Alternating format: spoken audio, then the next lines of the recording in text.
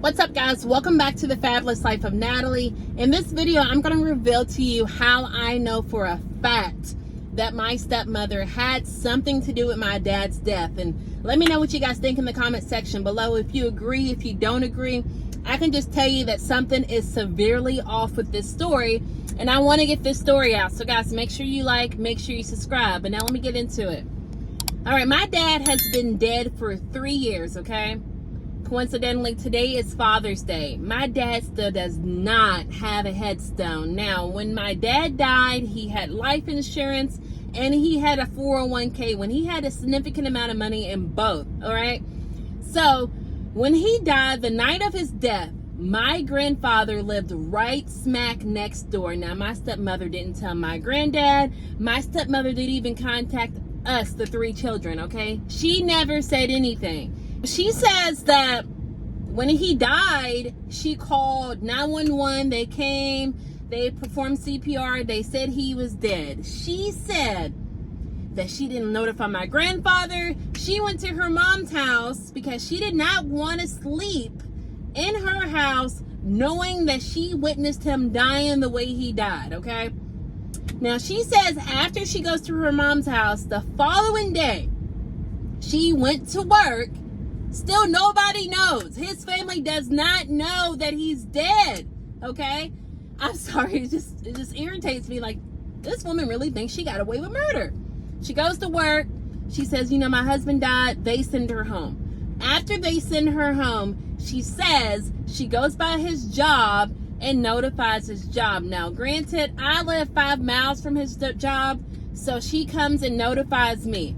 I had to call my grandfather to let him know that his last living child had passed away because she didn't think that she needed to do that. I don't know. I've never heard no shit like this before. So after he passes away, you know, after the story, I volunteered to help her plan with his funeral. She said she's going to be in contact, but it seemed like it was merry-go-round, tag your it type scenario. Okay, I could not get a hold of her.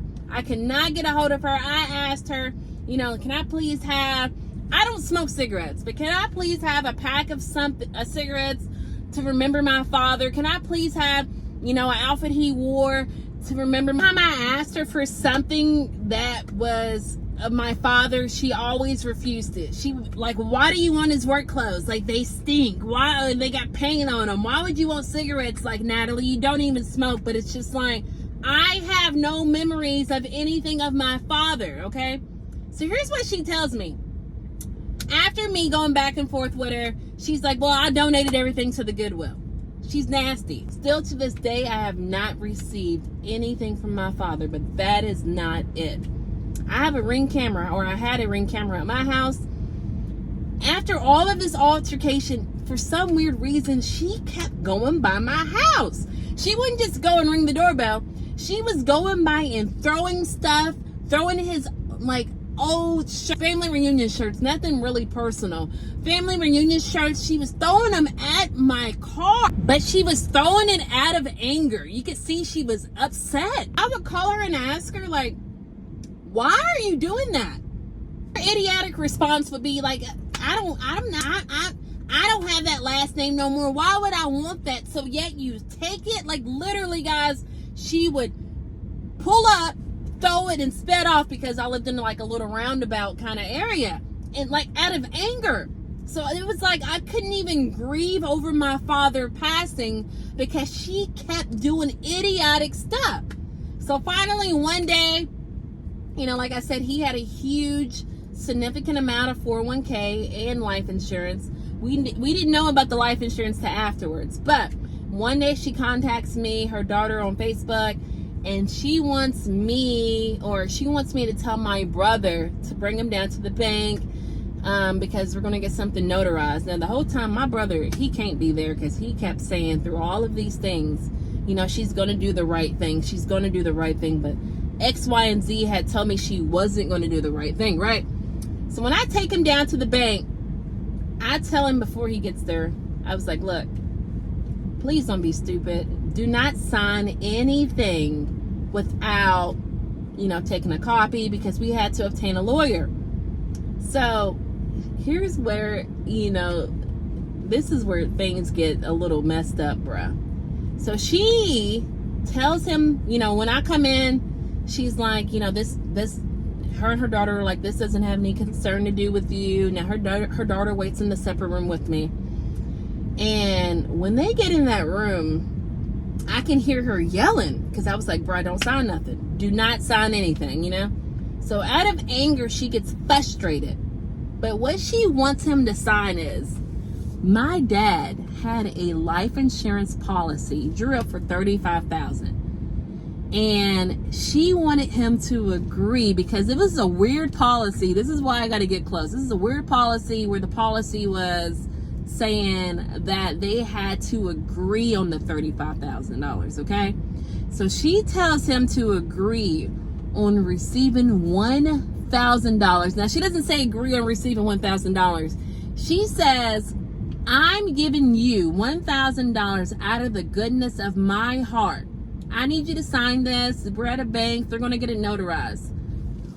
What in the world? So when he took the paper, because we were like, we're going to run this by our attorney. The whole time my stepmom's yelling and arguing. I don't really consider her a stepmom. That's just for the video purpose, right?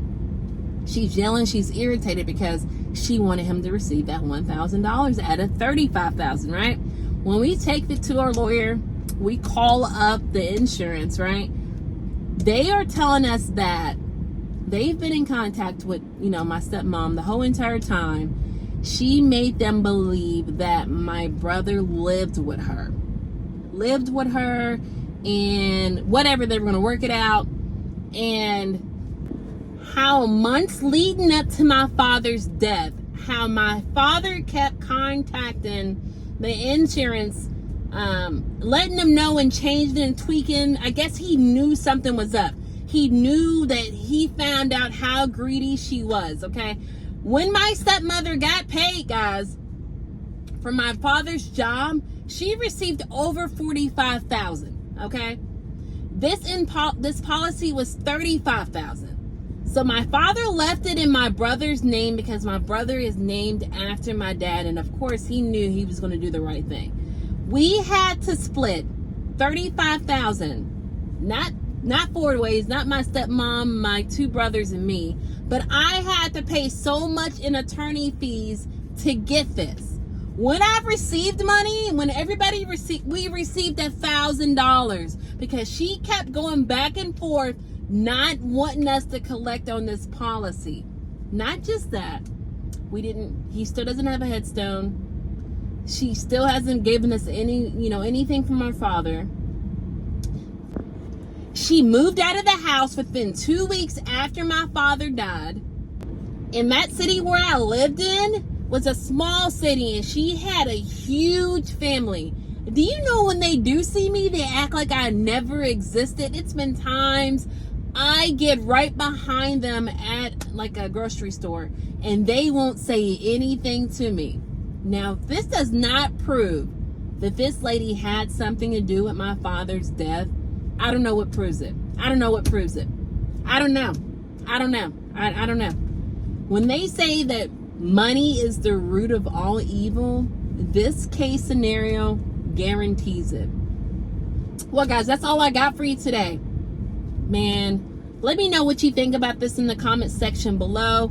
Guys, I love you. I miss you, and I can't wait to see you next time. I'm posting this on Facebook because you know why? All of her family members still follow me. And not just that, a couple months ago, she added me. So I know she's scoping my Facebook. Well, guys, that's all I got for you today. Don't forget to make sure your notification bell's turned on so you never miss it when I drop a video. Until next time, I see you guys next time.